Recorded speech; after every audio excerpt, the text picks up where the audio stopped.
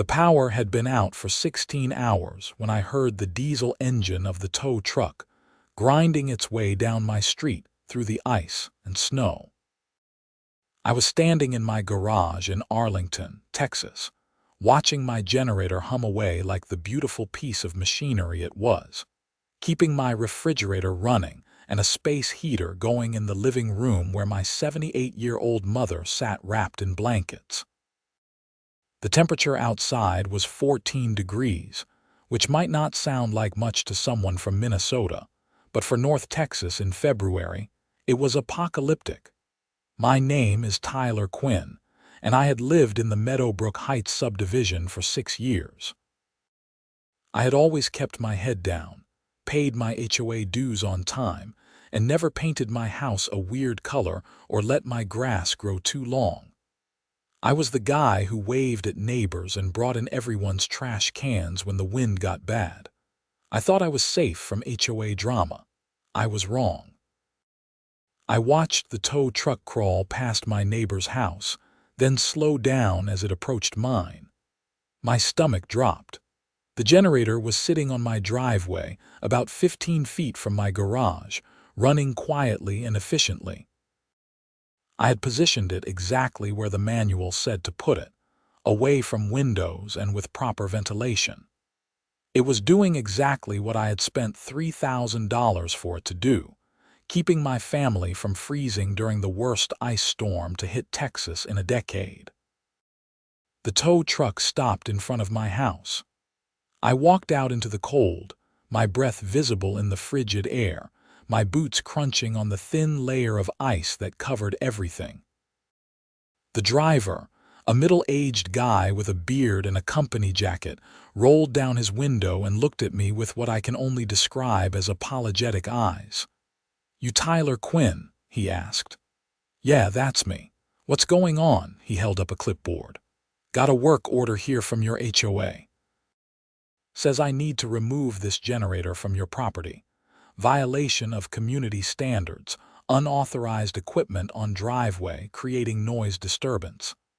I stared at him like he had just told me the sky was green. "You're joking. There's an ice storm. People are freezing." "The power company says it could be another 2 days before electricity is restored." The driver shrugged, and I could tell he felt bad about it. "Man, I'm just doing my job. I don't make the rules. HOA called my company, paid for the tow, and gave me this work order. If I don't take it, I don't get paid and someone else will come get it anyway." "Who called this in?" I demanded, already knowing the answer before he said it. "Let me check." He looked at his paperwork. Says here the order came from a Brenda Morrison, HOA president. Of course it was Brenda. Brenda Morrison was the stereotypical HOA president who treated the neighborhood like her personal kingdom. She was probably in her late 40s, had that speak-to-your-manager haircut, and drove a white Mercedes SUV with a custom license plate that said Rolls for All. I had seen her drive past my house earlier that morning in her car, which apparently still had gas, and I had wondered if she was out checking for violations in the middle of a natural disaster. Now I had my answer. "Look," I said to the driver, trying to keep my voice calm, "my mother is inside. She's elderly. It's 14 degrees out here. That generator is keeping her from freezing. If you take it, you're putting her life at risk." The driver looked genuinely uncomfortable now. "I hear you, man, I really do, but I've got a legal work order here. If you've got a problem with it, you need to take it up with your HOA. Maybe call them, work it out. In case you haven't noticed, the power is out. Cell towers are overloaded.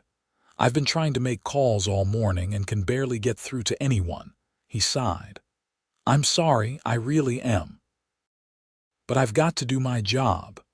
I pulled out my phone, desperately trying to call Brenda's number that was listed on the HOA contact sheet I had saved. The call wouldn't go through. I tried again. Nothing. The cell networks were completely overwhelmed with everyone trying to make calls during the emergency. "Please," I said, "just give me an hour to figure this out. 1 hour. The driver looked at his watch, then at me, then at my house. I could see him weighing his options. Finally, he said, "I'll drive around the block a few times, maybe check on some other jobs. But I'll be back in 30 minutes, and if you haven't worked it out by then, I've got to take it. I'm sorry, but that's the best I can do." He drove off, and I stood there in the freezing cold, my mind racing. I went back inside where my mother, Patricia, was sitting under 3 blankets with a cup of tea that I had heated up on my camping stove. "What's wrong, honey?" she asked, immediately sensing my stress. "It's the HOA. They're trying to take the generator." Her eyes widened. "What? Why?" "Because Brenda Morrison is insane and thinks rules about driveway aesthetics are more important than people's lives." My mother shook her head. "That woman came to my bridge club once. She spent the entire time complaining about someone's mailbox being the wrong shade of white. I'm not surprised." I started pacing, trying to think. The landline was dead. My cell phone was useless. I couldn't drive to Brenda's house because my car was frozen solid. The doors wouldn't even open, and even if they did, the streets were skating rinks. I felt completely helpless, which made me angrier by the second. Then I remembered something. My neighbor 3 doors down, Richard Chen, worked for the county emergency management office. If anyone could help me, or at least point me in the right direction, it would be him. I bundled up in every layer I could find and started walking down the street, carefully navigating the ice. Richard's house was dark like everyone else's, but I could see a faint light inside from what looked like a lantern. I knocked on his door, and after a minute he opened it, looking tired but alert. "Tyler, hey, what's up?" I explained the situation as quickly as I could. His expression went from confused to angry to determined in about 30 seconds. "That's insane," he said. "Okay, look, I can't make any calls from here either, but I have a radio in my emergency kit.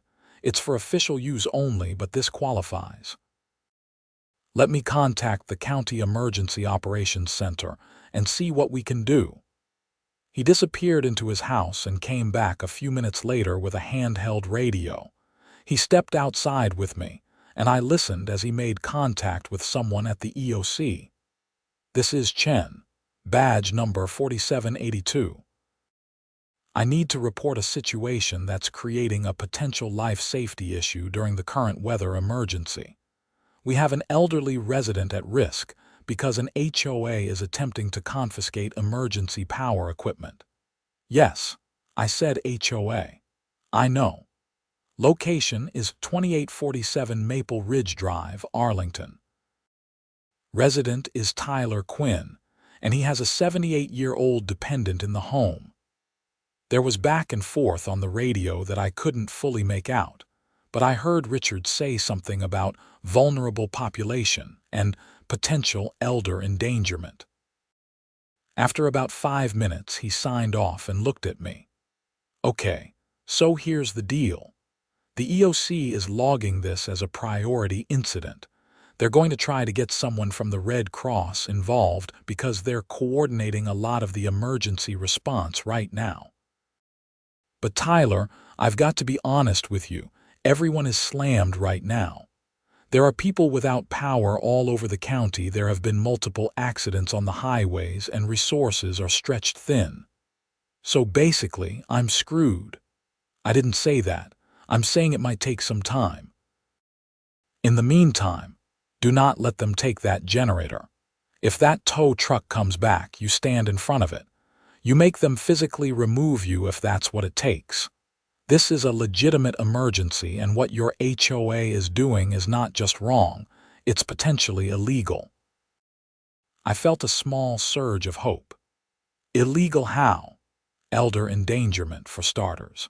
If your mother is elderly and needs that generator to stay warm and they take it, that could be considered creating a dangerous situation for a vulnerable adult. Plus, there are probably emergency orders in effect right now that supersede HOA rules. I'm not a lawyer, but I know that during declared emergencies, certain regulations get suspended. I thanked Richard and hurried back to my house.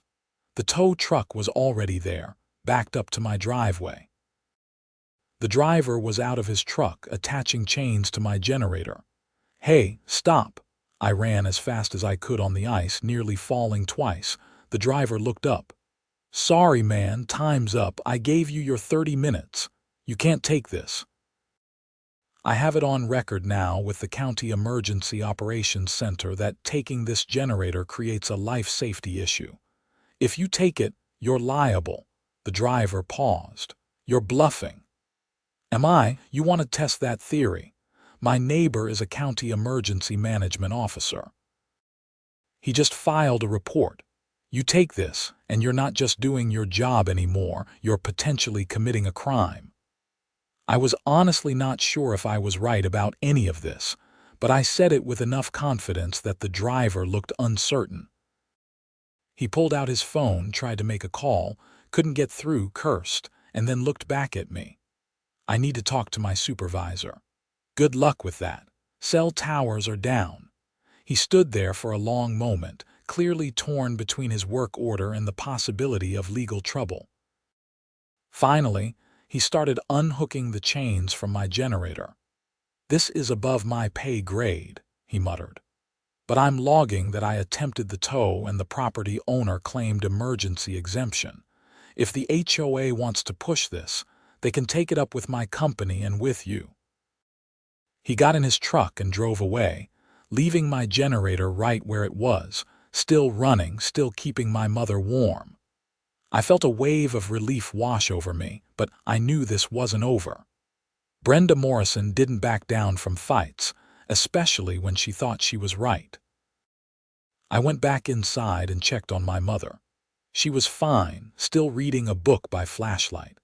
I sat down and tried to figure out my next move. If the power came back on soon, maybe this would all blow over. But if it stayed off for another day or two, I had no doubt Brenda would try again.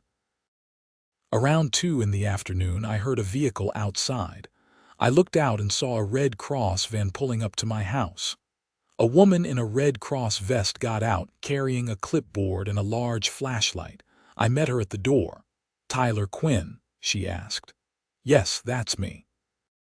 "I'm Andrea Henderson, Director of Disaster Response for the Red Cross North Texas region. I understand you're having an issue with your homeowners association regarding emergency equipment." I explained the entire situation to her, from the tow truck to Richard's radio call to the county. She listened carefully, taking notes. "Mr. Quinn, I need to see your mother and assess the situation if that's okay." "Of course." I brought her inside, and she spent about 10 minutes talking to my mother, checking the temperature in the house with a digital thermometer she had, and examining the generator setup. When she was done, she pulled out an official-looking form and started filling it out. "Mr. Quinn, what your HOA is doing is not just wrong, it's dangerous. During an emergency like this, life safety takes absolute precedence over any community rules or regulations. I'm issuing you an official written exemption from the Red Cross that states your generator is medically and safety necessary equipment during this weather emergency. This document cites both state emergency management statutes and federal disaster response guidelines. If your HOA attempts to remove your generator again, they will be in violation of emergency orders, and they can be held criminally liable." She handed me the document, which was on official Red Cross letterhead with her signature, title, and contact information. It was detailed, professional, and exactly what I needed. "Thank you," I said, feeling emotional. "Thank you so much." "It's my job," Andrea said. "And between you and me, I'm going to be having a conversation with your HOA president. What she's doing is not okay, and she needs to understand that HOA rules don't override emergency response procedures." After Andrea left, I sat down and actually felt like I could breathe for the first time since the power went out. I had documentation now. I had protection. If Brenda tried anything else, I had proof that I was in the right. The power came back on that evening around 6. The lights flickered on, the heater started running, and suddenly the house felt normal again. I shut down the generator, covered it with a tarp, and moved it back into my garage. My mother made us a real dinner on the electric stove, and we ate like kings after a day and a half of canned soup and sandwiches. I thought maybe that was the end of it. The emergency was over, the generator was put away, and surely Brenda would move on to harassing someone else about their lawn gnomes or something. I was wrong again. 3 days after the power came back on, I received a certified letter from the Meadowbrook Heights HOA. It was a formal violation notice, citing me for unauthorized equipment display, noise violations, failure to obtain architectural approval for driveway usage, and creating a disturbance during a neighborhood emergency. The letter demanded I appear at the next HOA board meeting to explain myself, and warned that I could face fines up to $5,000 and potential legal action. I read the letter 3 times, each time getting angrier. They were actually doubling down. Even after the ice storm, even after the Red Cross got involved, Brenda was still coming after me. I called Richard Chen and told him about the letter. He was just as angry as I was. "Tyler, you need to go to that meeting and you need to bring that Red Cross exemption and any documentation you have. But you also need to understand that this might not be enough. Some HOAs are absolutely ruthless and they have lawyers and money. You might need to lawyer up yourself." The thought of hiring a lawyer made my stomach turn. I didn't have that kind of money to throw around, and this whole thing seemed insane. I had literally been trying to keep my mother from freezing, and now I was facing thousands in fines and legal fees. Over the next few days, I started asking around the neighborhood. It turned out I wasn't the only one Brenda had targeted during the ice storm. My neighbor 2 streets over, Karen Johnson, had received a violation notice for parking her car on her lawn when the driveway was too icy. Another neighbor, Marcus Wright, got cited for having trash bags on his curb a day early because the regular pickup schedule was suspended during the emergency. Brenda had apparently spent the storm driving around in her Mercedes, documenting violations while people were struggling to survive. The more I learned, the angrier the neighborhood got. People started sharing stories in a Facebook group, and the general consensus was that Brenda had gone way too far this time. Someone suggested that we all show up to the HOA meeting together, present a unified front, and demand that Brenda either drop all the emergency-related violations or step down as president. The meeting was scheduled for Thursday evening at the subdivision clubhouse. I spent the days leading up to it gathering every piece of documentation I could find. I had the Red Cross exemption letter from Andrea Henderson. I had photos timestamped from my phone showing the generator placement and the temperature readings. I had Richard's written statement about the County Emergency Operations Center involvement. I even had the text messages between me and my siblings where we discussed how to keep Mom safe during the power outage. When Thursday came, I put on a button-down shirt and dress pants, trying to look as professional and reasonable as possible. My mother insisted on coming with me, which I tried to argue against, but she was adamant. "That woman needs to see who she was putting at risk," Mom said firmly. "I'm coming." We arrived at the clubhouse at 7:15 minutes before the meeting was supposed to start. The parking lot was already packed. When we walked inside, I was stunned. The meeting room, which usually held maybe 20 people for HOA meetings, was filled with at least 60 residents. People were standing along the walls. The energy in the room was tense and angry. Brenda Morrison sat at the front table with the other board members, looking annoyed at the turnout. She was exactly as I remembered her, with her blonde, highlighted hair, expensive jewelry, and an expression that suggested she smelled something unpleasant.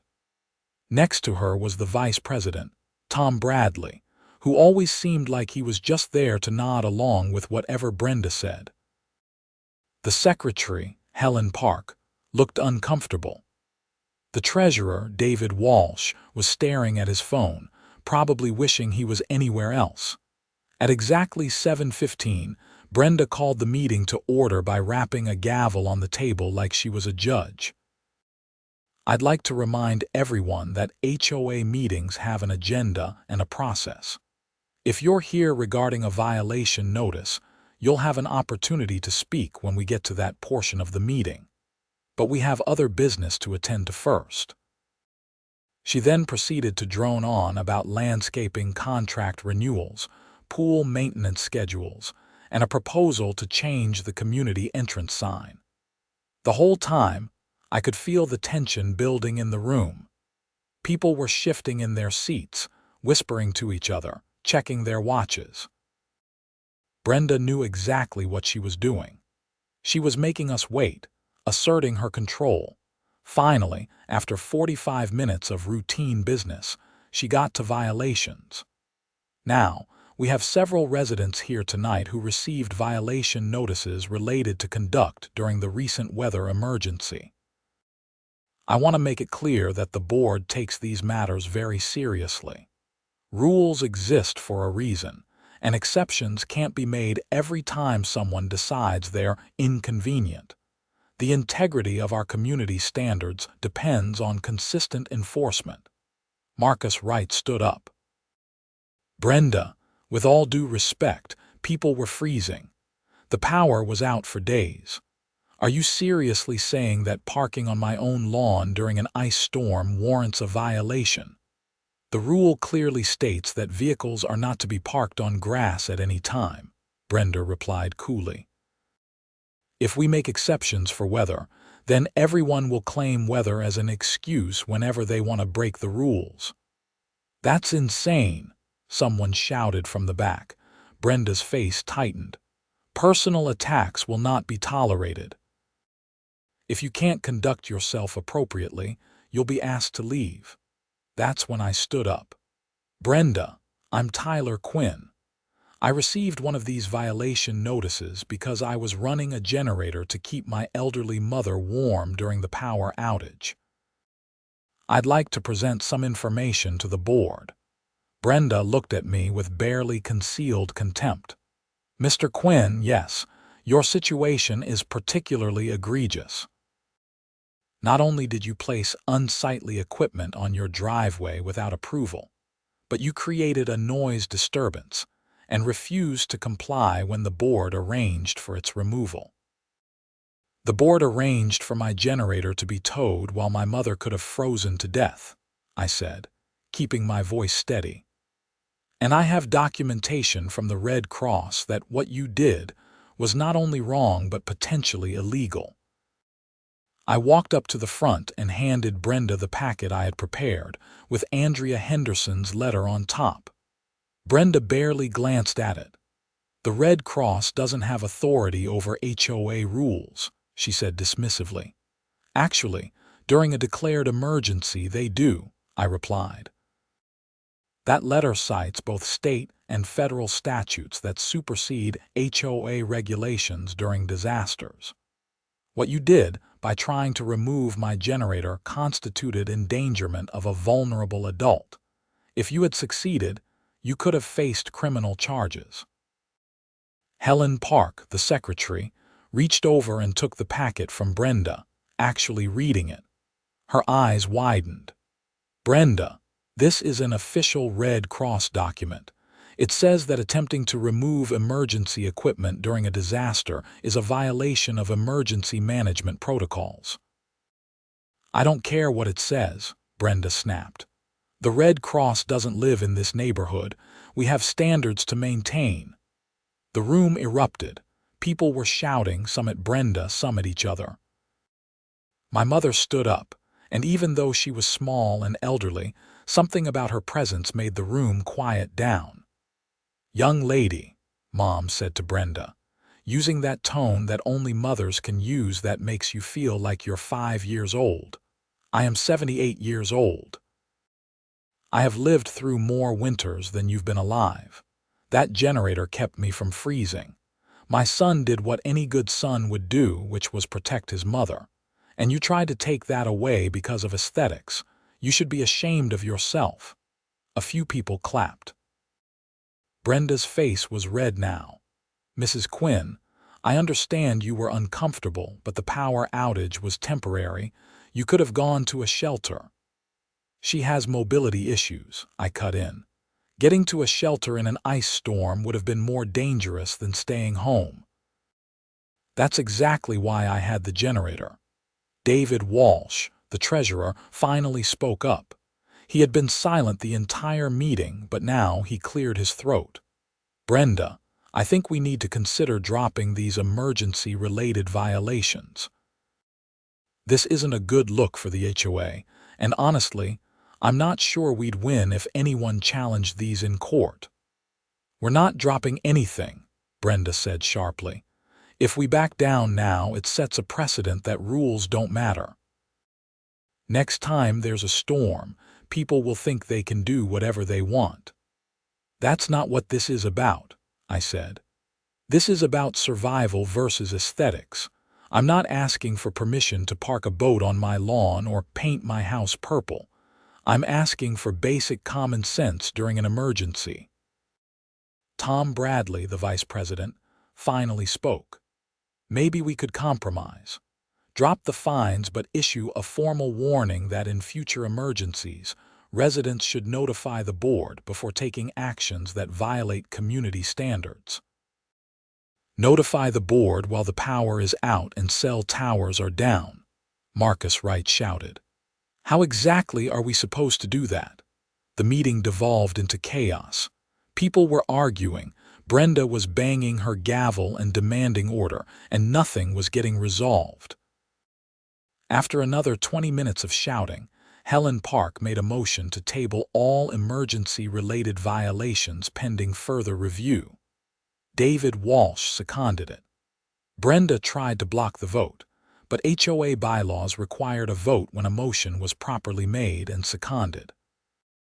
The vote was 3-2, with Helen, David, and Tom voting to table the violations and Brenda and another board member voting against. Brenda was furious. "This meeting is adjourned," she announced coldly, grabbing her papers and walking out. The rest of the board looked uncomfortable but relieved.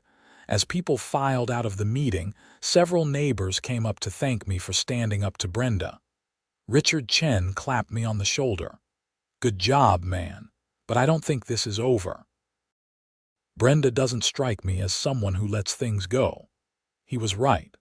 Over the next 2 weeks, I started noticing Brenda's car driving past my house multiple times a day. She was looking for any violation she could find. My grass was exactly at the allowed height. My trash cans were stored out of sight. My house number was clearly visible and in the approved font. I made sure everything was perfect because I knew she was watching. Then one morning, I found a new violation notice on my door. This one cited me for storage of hazardous materials without proper disclosure and referenced the generator in my garage. Apparently, there was a rule buried deep in the HOA bylaws that required residents to notify the architectural committee about any equipment that stored flammable liquids. I called Andrea Henderson from the Red Cross, and she was livid. "This is harassment," she said. "She's retaliating against you for the emergency exemption. Tyler, I think it's time to escalate this. I'm going to contact our legal department and see about sending a formal cease and desist letter to your HOA." "Will that actually do anything?" I asked. "It might. And if it doesn't, it creates a paper trail that shows a pattern of harassment. If this ends up in court, that matters." 2 days later, Brenda received a letter from the Red Cross Legal Department, with copies sent to all HOA board members and to me. The letter was 5 pages long and very formal, but the basic message was clear. The HOA's actions during and after the ice storm constituted harassment and retaliation, violated emergency management protocols, and needed to stop immediately. The letter also suggested that if the harassment continued, the Red Cross would refer the matter to the Texas Attorney General's office for investigation. I thought surely that would be the end of it. A letter from a major disaster relief organization with lawyers had to carry some weight. But Brenda Morrison was nothing if not stubborn. She called an emergency board meeting and proposed that I be fined for causing reputational damage to the HOA by involving outside organizations.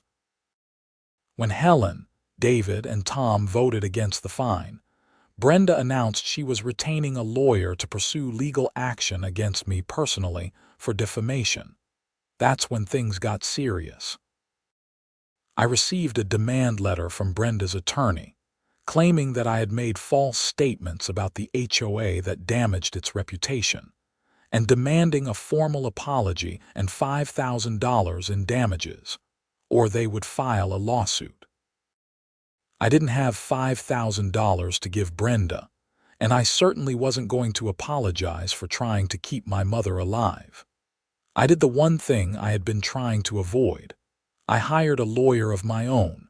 His name was James Patterson, and he specialized in HOA disputes.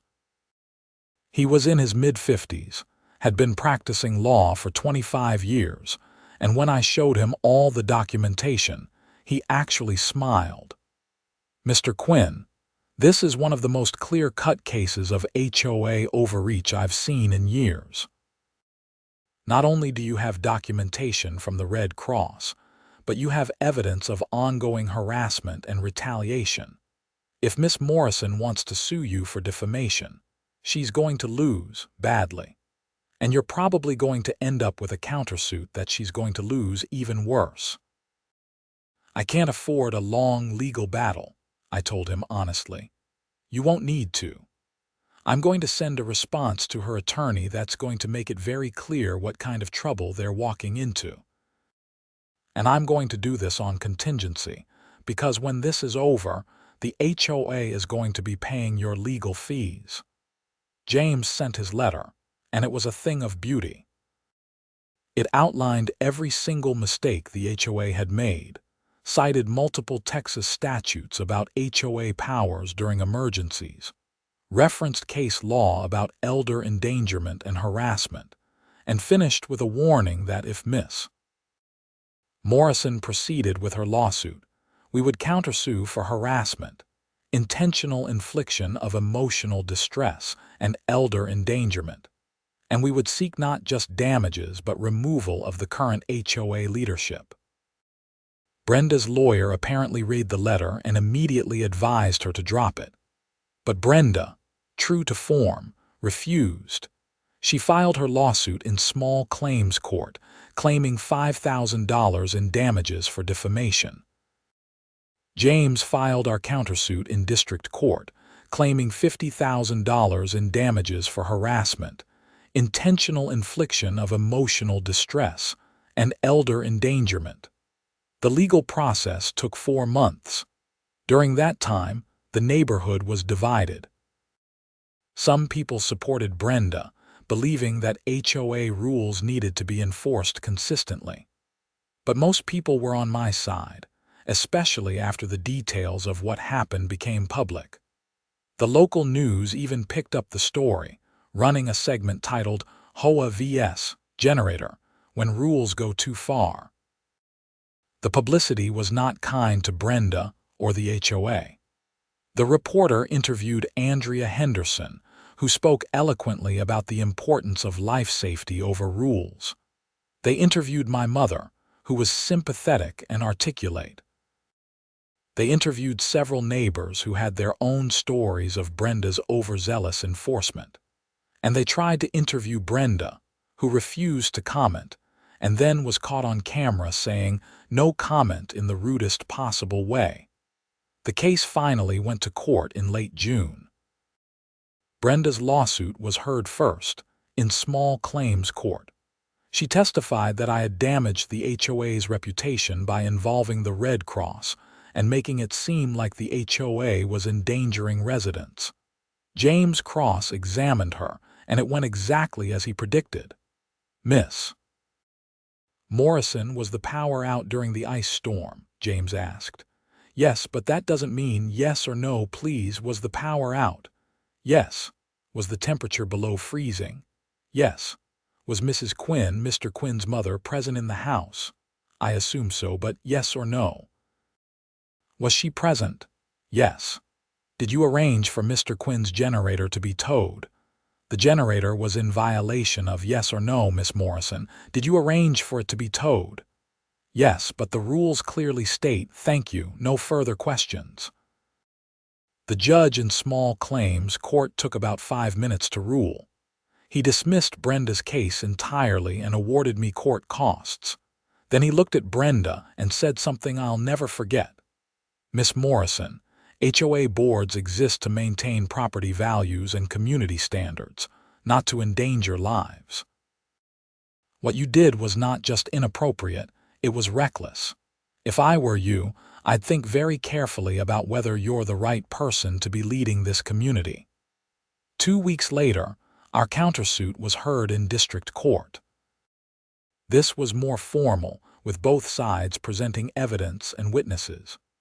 James called Andrea Henderson, who testified about emergency response protocols and why the HOA's actions were dangerous. He called Richard Chen, who testified about the County Emergency Operations Center's response. He called my mother, who testified about what it was like to be cold and scared and dependent on a generator that someone wanted to take away. Brenda's attorney tried to argue that the HOA was just following its rules and had no way of knowing about my mother's specific situation.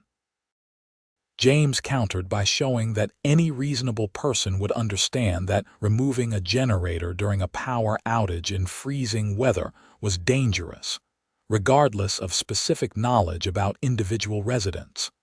The jury deliberated for 2 hours. They found in our favor on all counts. They awarded $20,000 in damages for harassment and intentional infliction of emotional distress. They awarded another $5,000 for elder endangerment, and they ordered the HOA to pay all of our legal fees, which came to about $15,000. But the most important part of the verdict was the injunction. The judge ordered that Brenda Morrison be removed from her position as HOA president immediately and be barred from serving on the HOA board for 5 years. He also ordered the HOA to revise its policies to include explicit exemptions for emergency situations and to provide training for all board members on emergency management protocols. The day after the verdict, Brenda Morrison put her house up for sale. She moved out of Meadowbrook Heights within 2 months. I heard through the neighborhood grapevine that she moved to another HOA community on the other side of the Dallas-Fort Worth Metroplex. I felt a little sorry for whoever lived there. The HOA held new elections, and Helen Park was elected president. She was fair, reasonable, and actually cared about the community rather than just enforcing rules. One of her first acts was to formally apologize to me and to everyone else who had received violation notices during the ice storm.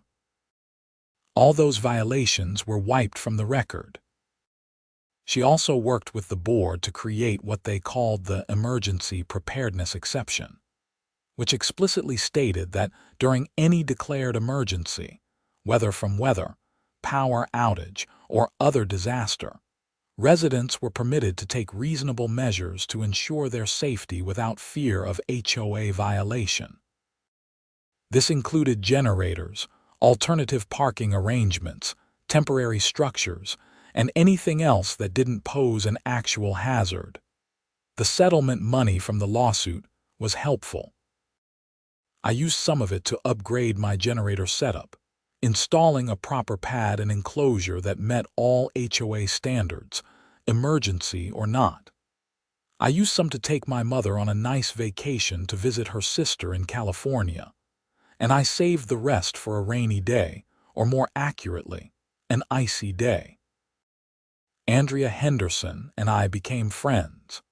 She told me that my case had become something of a teaching example in Red Cross training, used to illustrate how disaster response sometimes conflicts with local rules and regulations, and why it was important to stand firm on life safety issues.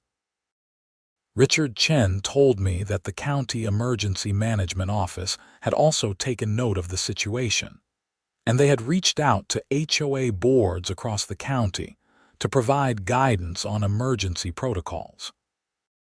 Apparently, I wasn't the only person who had dealt with this kind of thing, just the most publicized. The following winter, Texas had another cold snap, though not as severe as the ice storm. The power stayed on this time, but I ran my generator for a few hours as a test, just to make sure it still worked. Several neighbors came by to look at my setup, asking questions about what kind of generator to buy and how to install one. I ended up becoming the neighborhood's unofficial generator expert, which was fine by me. My mother lived with me for another 2 years after all of this happened. She passed away peacefully in her sleep at age 80, surrounded by family. At her funeral, several people told me that she had been proud of how I stood up to the HOA and that she told the story to everyone she met. "My son fought City Hall," she would say, even though it was technically an HOA, not City Hall, and he won. Looking back on the whole experience, I learned a few things. First, HOAs are only as good or as bad as the people running them, and it's important to pay attention to who's on your board and what they're doing. Second, documentation is everything. If I hadn't had photos, timestamps, statements, and especially that Red Cross exemption letter, things might have turned out very differently.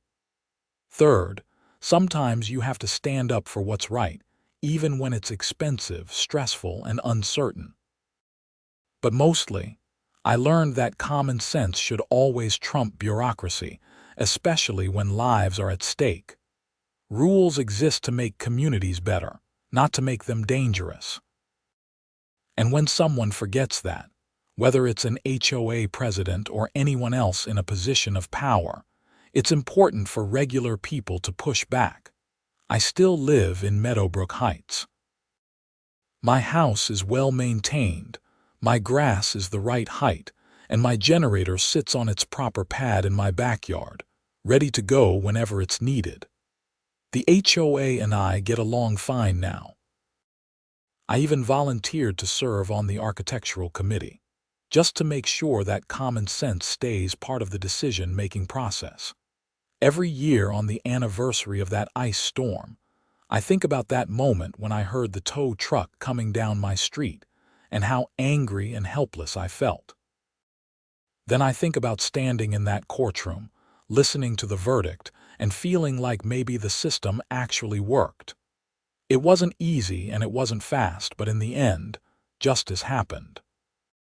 And I think about Andrea Henderson, the Red Cross director who took the time during a massive emergency to help one family, to write one letter, to stand up against one overzealous HOA president.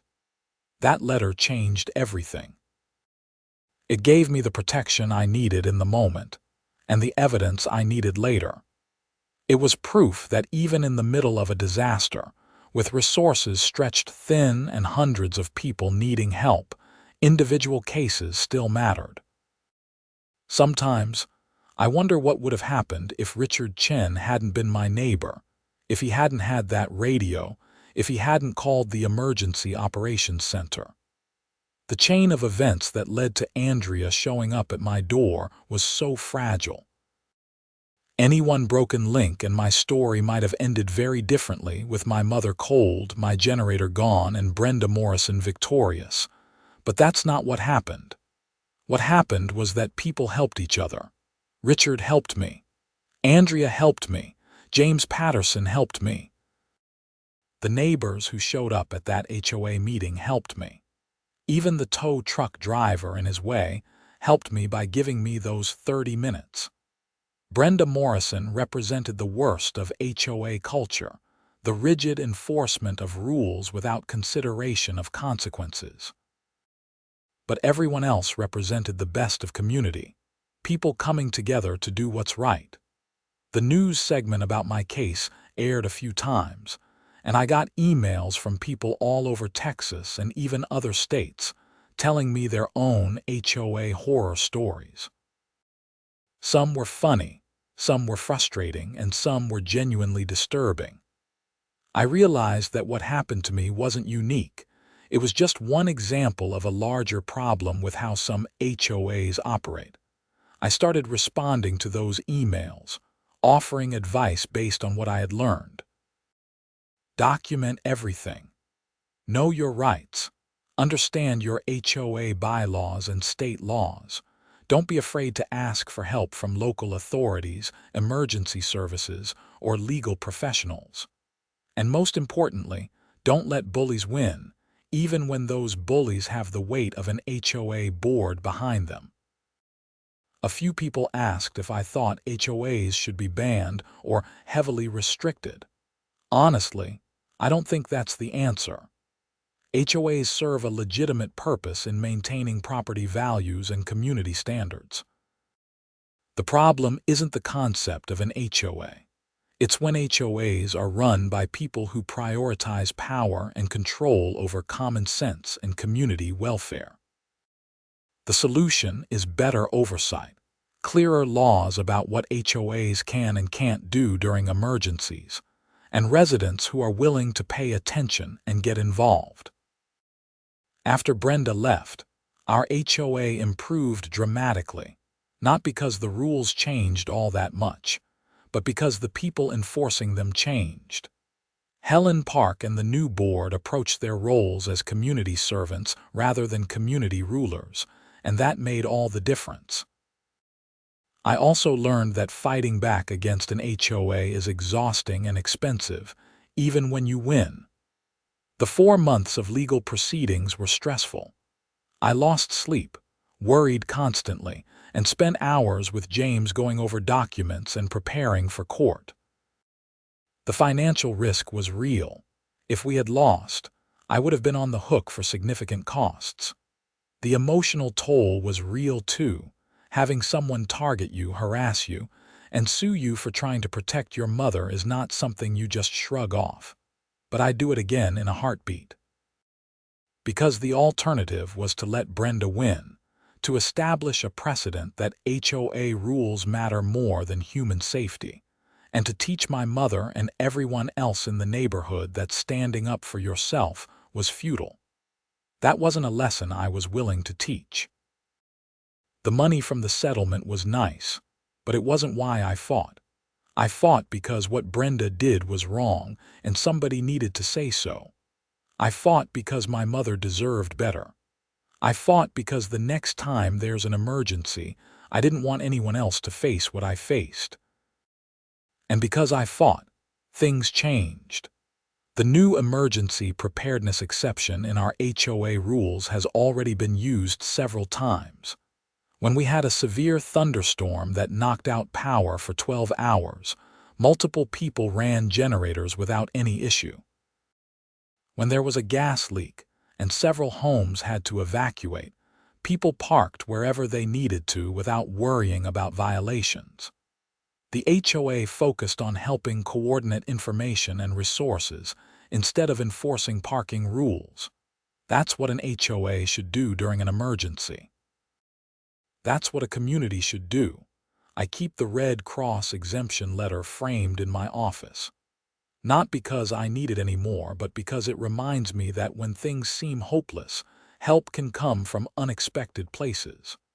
Andrea Henderson didn't have to drive out to my house that day. She was dealing with a massive disaster affecting thousands of people. But she made time, she assessed the situation, and she provided documentation that protected me and my family.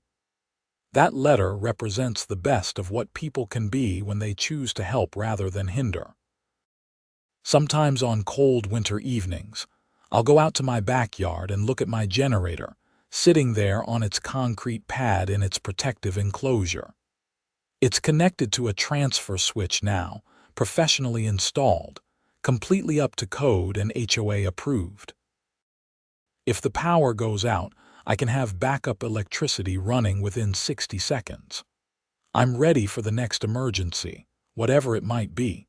But more than that, I'm ready to help if someone else faces what I faced. I've already talked to 3 different neighbors in other subdivisions who were having HOA issues. I connected them with James Patterson. I shared my documentation and explained what worked and what didn't.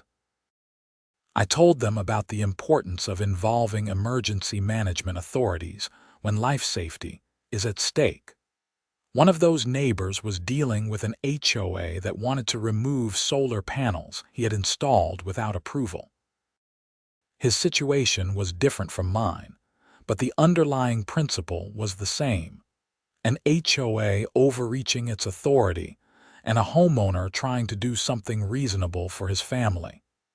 He won his case, partly because he followed the same documentation approach I used. That felt good, like my experience was helping others. The whole ordeal taught me that the law, when properly applied, really does protect people. The system worked, even though it took time and money and stress. The Red Cross exemption gave me immediate protection. The legal system gave me justice. The publicity gave me vindication and helped others understand the issue. And Brenda Morrison learned, hopefully, that there are consequences for abusing power. I don't know what she's doing now, and honestly, I don't care. I hope she learned something. I hope she's not terrorizing another neighborhood. But even if she didn't learn anything, the verdict sent a message to other HOA board members in Texas and beyond. You can't endanger people in the name of rules enforcement. Years from now, when I think back on my time in Meadowbrook Heights, I won't remember it primarily as the place where I fought an HOA. I'll remember it as home, as the place where my mother spent her last years comfortable and safe, where neighbors helped each other, where community meant something more than just following rules. But I'll also remember it as the place where I learned to stand up for what's right, even when it's hard. Where I learned that documentation and persistence can overcome institutional power. Where I learned that one person really can make a difference, especially when backed by good people like Andrea Henderson and Richard Chen and James Patterson. The generator still runs perfectly. I test it monthly, change the oil regularly, and keep it maintained. It's more than just backup power now. It's a symbol of that whole experience, of that fight, of that victory. Every time I hear it running, I think about that ice storm, about my mother sitting under blankets, about the tow truck coming down the street, about Andrea showing up with her clipboard and her official letter, and I think about how close it came to going the other way. How if just a few things had been different, Brenda might have won. My mother might have suffered. The precedent might have been set that HOA rules trump safety, but that's not what happened. What happened was that people did the right thing, the system worked, and justice prevailed. In a world where that doesn't always happen, where power often wins and regular people often lose, my story is proof that sometimes, just sometimes, the good guys win.